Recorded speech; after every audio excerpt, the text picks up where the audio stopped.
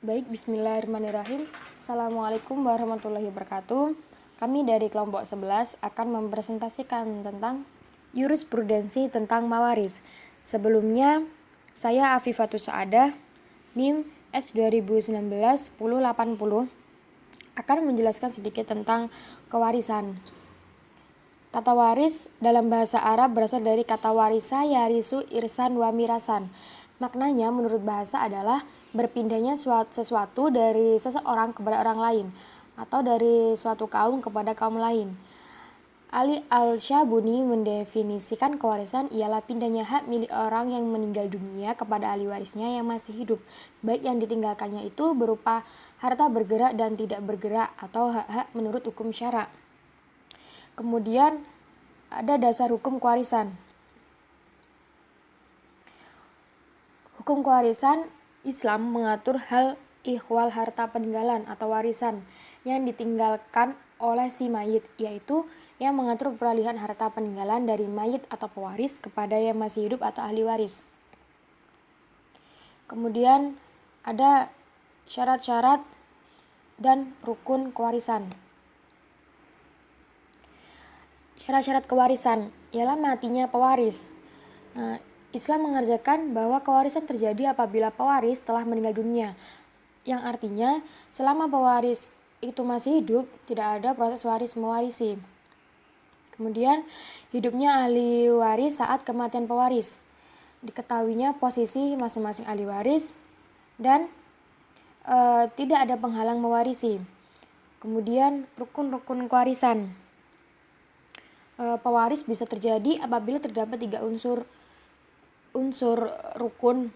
Ketiga unsur tersebut adalah adanya orang yang akan mewarisi atau ahli waris, adanya pewaris, dan harta peninggalan. Kemudian yang terakhir, sebab-sebab kewarisan. Ada 3 sebab yang menjadikan seseorang mendapatkan hak waris, yaitu hubungan nasab, hubungan perkawinan, dan al-wala.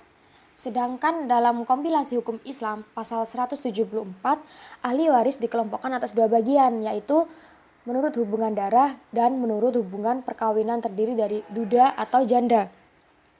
Sekian penjelasan dari saya. Selanjutnya akan dilanjutkan oleh teman saya. Terima kasih. Bismillahirrahmanirrahim. Assalamualaikum warahmatullahi wabarakatuh. Nama saya Muhammad Sifaul Khair, NIM S 2019-1061. Di sini saya akan memaparkan sedikit tentang tinjauan umum tentang gugatan. Yang pertama adalah pengertian gugatan. Apabila seorang merasa haknya terganggu atau dilanggar oleh orang lain yang kemudian dilakukannya upaya perdamaian tidak ada hasilnya, maka pihak yang merasa dirugikan itu haknya dapat membuat dan mengajukan surat gugatan kepada pengadilan yang berwenang sesuai kaidah hukum yang berlaku. Yang kedua adalah bentuk-bentuk gugatan. Gugatan itu dapat diajukan secara tertulis atau lisan, yang kemudian ditulis kembali atas permintaan ketua pengadilan kepada paniteranya. Lalu yang ketiga adalah pihak-pihak dalam gugatan. Subjek gugatan itu adalah para pihak yang tersebut dalam surat gugatan. Umumnya sebuah surat gugatan itu mencantumkan subjek gugatan yang terdiri dari pihak penggugat atau para penggugat dan pihak tergugat atau para tergugat. Mereka ini merupakan pihak material yang mempunyai kepentingan langsung di dalam perkara bersangkutan, tetapi sekaligus juga sebagai pihak formil yang bertindak beracara di pengadilan untuk dan atas namanya sendiri. Lalu yang selanjutnya adalah syarat-syarat mengajukan gugatan. Penilaian mengenai syarat-syarat formil sebuah surat gugatan ini sering menjadi bias karena tidak ada kriteria tekstual yang konkret dalam pasal-pasal hukum acara perdata, HIR maupun RBG. Namun secara umum, persyaratan mengenai isi surat gugatan itu dapat kita jumpai dalam pasal 8 nomor 3 RV yang secara garis besarnya terdiri dari 3 komponen, yaitu identitas para pihak, posita, dan yang terakhir petitum atau tuntutan.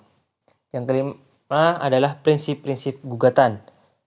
Prinsip-prinsip yang harus ada dalam surat gugatan itu menurut Abdul Manan ada 5, yaitu harus ada dasar hukum, adanya kepentingan hukum, merupakan suatu sengketa, dibuat dengan cermat dan terang.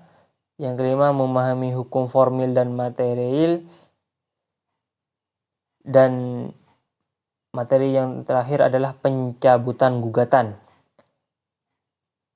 Meskipun RV tidak berlaku, dalam masalah tertentu masih perlu dipedomani sesuai dengan prinsip proses dulmatigit atau kepentingan beracara atau proses orde ketertiban beracara apabila tentang hal itu tidak diatur dalam HR atau RBG. Mungkin sekian dari presentasi saya. Assalamualaikum warahmatullahi wabarakatuh. Assalamualaikum warahmatullahi wabarakatuh. Saya Nurul Hasanah, NIM S 2019-1060. Di sini saya akan memaparkan sedikit mengenai jurisprudensi. Yang pertama yakni pengertian jurisprudensi. Istilah jurisprudensi berasal dari bahasa Latin, yaitu dari kata jurisprudentia yang berarti pengetahuan hukum. Kata jurisprudensi sebagai istilah teknis peradilan sama dengan artinya kata jurisprudenti dalam bahasa Belanda dan jurisprudentie dalam bahasa Prancis, yaitu peradilan tetap atau hukum peradilan. Sedangkan dalam Kamus Besar Bahasa Indonesia, kata jurisprudensi diartikan 1. Ajaran hukum melalui peradilan, 2. Himpunan putusan hakim. Beberapa definisi di atas dapat disimpulkan bahwa jurisprudensi merupakan suatu putusan hakim terdahulu yang telah mempunyai kekuatan hukum tetap yang diikuti oleh para hakim setelahnya dalam memutus perkara-perkara yang sama.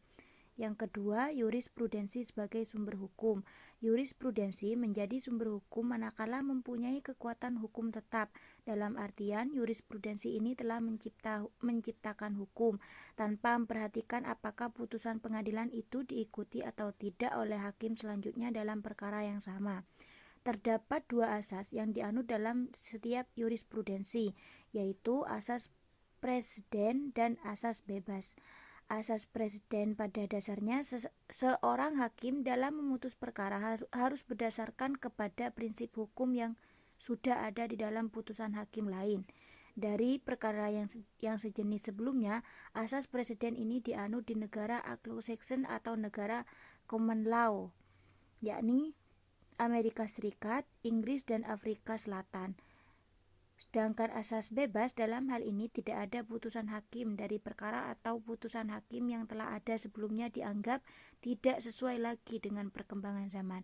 Maka, hakim dapat menetapkan putusan baru berdasarkan nilai-nilai keadilan, kebenaran, dan akal sehat.